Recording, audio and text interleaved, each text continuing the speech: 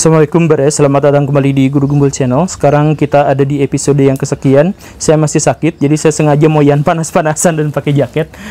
Sekarang kita akan membahas tentang salah satu isu lingkungan hidup yang semestinya Baraya share video ini sesudahnya karena kita membutuhkan penyadaran bersama. Baraya begini, Baraya suka dengan musik, saya sangat suka dengan musik, dan salah satu artis yang paling saya suka itu adalah mendiang Michael Jackson. Salah satu video yang paling saya suka dari Michael Jackson itu adalah Earth Song, yang kemudian memang videonya juga menjadi salah satu video terbaik sepanjang sejarah versi saya. Apa yang diceritakan di video itu adalah yang terjadi hari ini. Mungkin itu semacam ramalan tentang masa depan, bahwa lingkungan hidup itu benar-benar rusak, bukan gara-gara hal-hal yang aneh-aneh, tapi gara-gara manusia sendiri yang terlalu tamak. Lagu ini dibuat di Austria, di sebuah hotel yang sangat mewah. Ketika itu Michael Jackson tiba-tiba merasakan penderitaan, merasakan kegelisahan yang luar biasa. Sehingga dia akhirnya ngambil pulpen, ngambil kertas, dan lirik-liriknya berjatuhan di kepalanya. Kemudian tertulislah, terciptalah lagu yang namanya Earth Song itu. Bagi Michael Jackson itu adalah ilham atau wangsit dari bumi, yang ingin Michael Jackson menyanyikan rintihan, tangisan dari bumi karena sudah dirusak sedemikian rupa oleh manusia. Dan walaupun video itu sudah berusia 25 tahun, sampai sekarang menurut saya videonya masih relevan. Kita sekarang sedang mempermasalahkan masalah yang tidak kunjung usai, yaitu bahwa manusia sedang menghancurkan planetnya sendiri. Mereka tidak sadar, mungkin dalam 1-2 generasi ke depan kita akan punah gara-gara itu. Yuk kita bahas.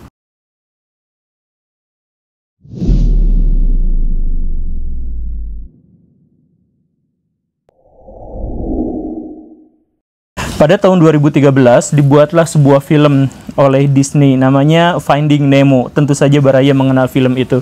Film itu salah satu di antara sekian banyak alasan dibuatnya adalah untuk memberikan penyadaran kepada manusia tentang betapa rusaknya lingkungan hidup, khususnya lingkungan laut. Banyak sekali isu-isu yang muncul di film itu, misalkan tentang overfishing, kemudian tentang pencemaran lingkungan hidup, kemudian tentang penangkapan hewan-hewan laut untuk menjadi penghuni akuarium dan lain sebagainya. Nah, ironisnya di Indonesia ketika film itu dirilis, tak lama kemudian malah memicu pembelian besar-besaran ikan Nemo. Dan karena orang-orang Indonesia tidak memiliki penangkaran yang memadai akan ikan itu, maka terjadilah penangkapan besar-besaran terhadap ikan Nemo atau ikan badut itu untuk disimpan di akuarium. Jadi orang Indonesia itu mikirnya bukan soal lingkungan hidup. Film itu muncul, kemudian ikannya lucu, kemudian dibeli, disimpanlah di akuarium. Baraya begini, ikan Nemo itu atau ikan badut itu adalah ikan teritorial. Jadi di alam liar seumur hidup dia tidak akan pergi dari rumahnya. Anemon yang biasa bersekutu dengan dia nggak akan pergi dari situ. Nah, sama manusia diambil, kemudian ditempatkan di akuarium. Nah, ini sebenarnya membuat sakit. Jadi sakit seumur hidup buat si ikan itu. Tetapi ya apa peduli kita, yang penting lucu gitu. Kita nangkep burung, kemudian masukin ke dalam sangkar yang sempit, dia jerit-jerit, nangis-nangis, kita bilangnya lucu. Apa peduli kita terhadap penderitaan makhluk yang lain gitu. Ketidakpedulian ini membuat lingkungan hidup menjadi rusak, dan tentu saja kalau lingkungan hidup menjadi rusak, kitanya juga menjadi rusak karena kita tinggal di wilayah yang sedang kita rusak gitu. Kita mulai satu-satu ya. Misalkan kemarin lalu seorang profesor dari Stanford University itu bikin penelitian di 111 negara. Dia nyari mana di antara negara-negara itu yang masyarakatnya paling malas dalam berjalan. Ternyata ditemukanlah Indonesia adalah negara yang paling malas berjalan penduduknya. Kemudian yang kedua, ya tentu saja Arab Saudi, ya para pemalas mereka itu. Nah, apa yang unik dari situ adalah bahwa di Indonesia ternyata ditemukan pengendara motornya adalah yang paling banyak di dunia, diukur dengan persentase kepemilikannya. Jadi di Indonesia itu setengah dari seluruh penduduk Indonesia dikatakan memiliki motor, itu rata-ratanya.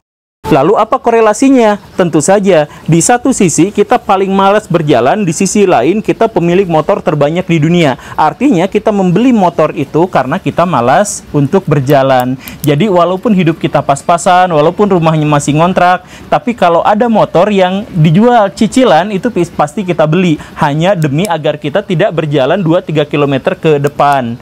Kita bikin kalkulasi abal-abal Baraya. Kalau orang Indonesia terbiasa berjalan, maka itu menjadikan dirinya sehat. Kalau masyarakat Indonesia menjadi sehat, maka beban pemerintah untuk subsidi kesehatan yang sekitar 50 triliun per tahun itu akan berkurang. 50 triliun itu bisa digunakan untuk membangun Indonesia. Iya kan? Ya, tetapi kita memilih untuk naik motor. Kalau kita naik motor, maka kita akan menghasilkan polusi.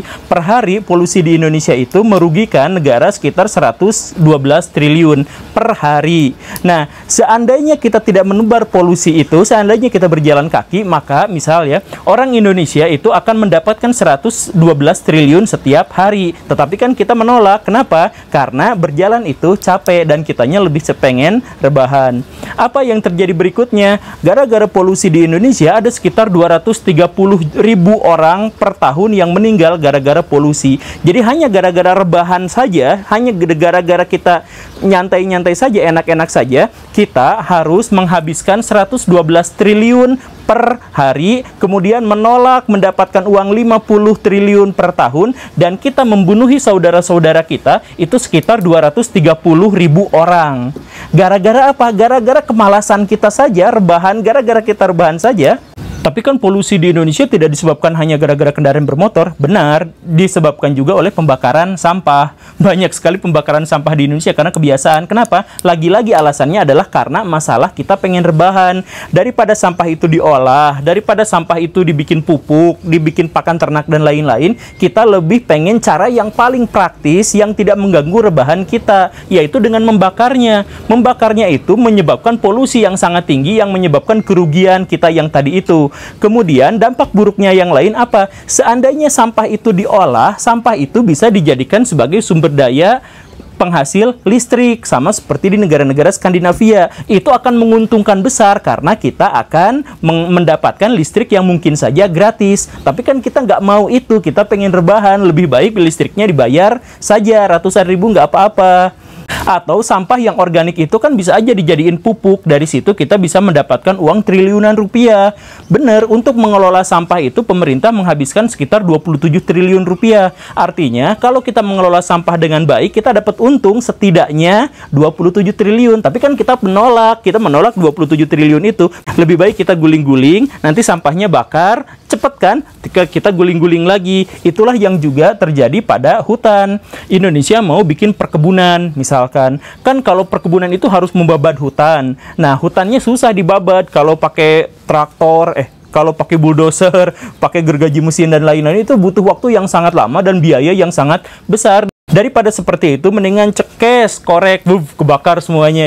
Kitanya tidur guling-guling, bangun, hutannya sudah habis. Kan gampang. Nah, jadi orang Indonesia itu merusak lingkungan, merugikan triliunan rupiah per hari, hanya gara-gara kita itu senang sama rebahan.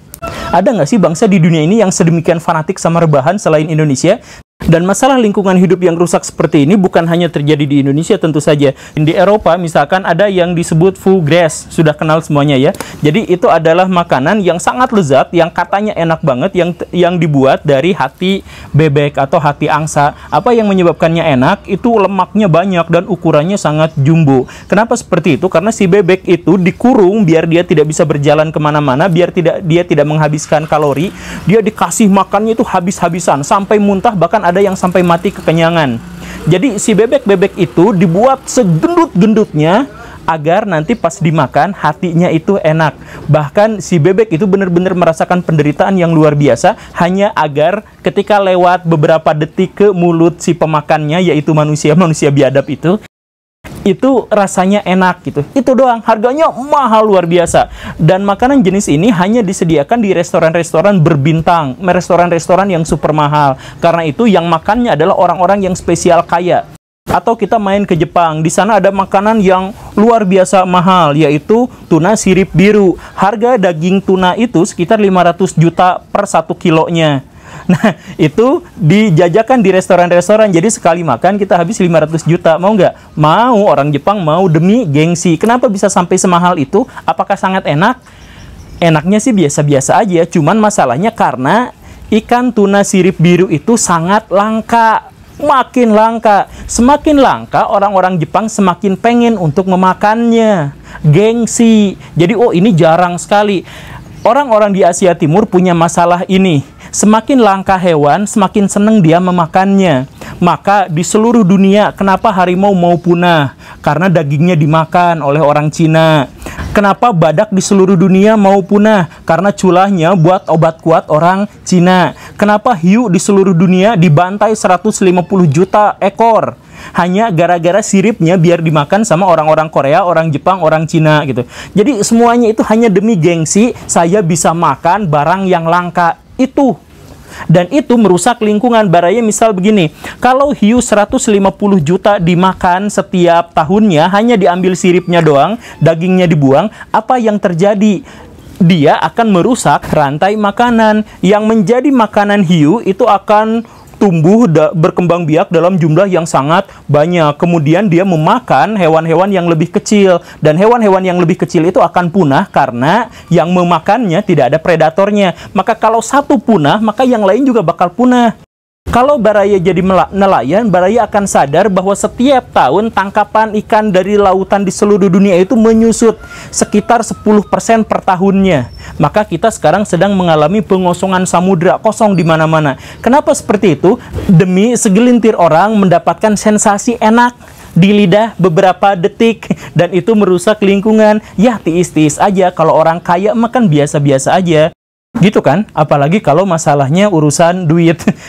Jadi begini Baraya, misal kita ambil ke yang lebih dekat aja ya, kita ambil Pulau Jawa. Pulau Jawa itu diperkirakan akan mengalami krisis air tahun 2030 karena tidak ada lagi hutan yang bisa menyuplai air dalam jumlah yang memadai. Penduduknya makin banyak, tetapi hutannya habis, dan karena hutannya habis tidak ada daerah resapan air. Karena tidak ada daerah resapan air, maka ketika terjadi hujan besar, maka hujan itu akan membawa aliran airnya, limpasannya langsung di permukaan. Banjir bandang terjadi di mana-mana. Terus pas musim kemarau, karena tidak ada air yang masuk ke dalam tanah menyerap, maka kita akan mengalami kekeringan. Begitu aja terus. Pas hujan kita kebanjiran, pas musim kemarau kita kekeringan, dan kekeringan itu akan semakin parah dari tahun ke tahun karena ketiadaan hutannya makin lama kan makin habis. Kenapa hutannya makin lama makin habis? Karena kita menggunakannya untuk hal yang aneh-aneh. Misal begini, sudah tahu bahwa kondisi Bandung itu di sini ya, di Bandung itu sangat padat, akhirnya orang-orang banyak yang pengen tinggal atau bermukim di gunung-gunung, bikin villa, bikin hotel yang besar, bikin apa, itu menahan aliran air untuk menyerap ke tanah. Dan pemerintah melihat itu, sebenarnya nggak boleh, itu amdalnya nggak boleh di situ, apalagi itu di lereng yang curam. Tapi ketika mereka dikasih duit, selesai semuanya. Akhirnya orang-orang yang kaya itu, coba Baraya main aja ke pegunungan-pegunungan di sekitaran Jakarta, sekitaran Bogor, sekitaran Bandung, sekitaran pokoknya yang seperti itu.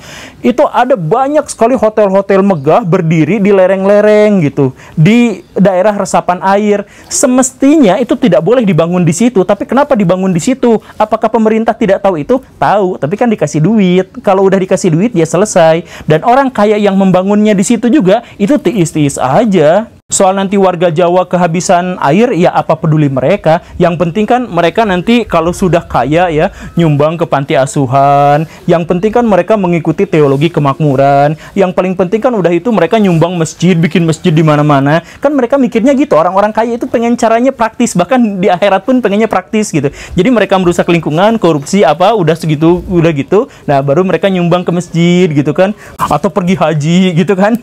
Dan Baraya begini, lingkungan hidup itu hidup, dia butuh tumbuh. Jadi kalau kita rusak sekarang, misal, itu kemudian kita punya niat untuk memperbaikinya lagi, kita tidak bisa menyelesaikannya dalam waktu beberapa tahun saja. Misal gini, air kita sedot terus-terusan dari dalam tanah sampai habis. Nyedotnya sih gampang, beberapa jam. Tapi untuk mengisi kembali di dalam tanah itu butuh waktu puluhan tahun, bahkan ratusan tahun. Itulah yang terjadi. Bandung sekarang orang-orang nyedot semuanya dari dalam tanah, termasuk hotel-hotel megah itu, mall-mall megah itu, biar gak bayar ledeng, kan gitu. Nah, setelah habis, apa yang bisa dilakukan? Ya udah, miskin berjamaah, semua wilayah di Jawa akan menjadi gurun pasir. Siapa yang peduli? Mereka nggak peduli, orang-orang kaya itu nggak peduli.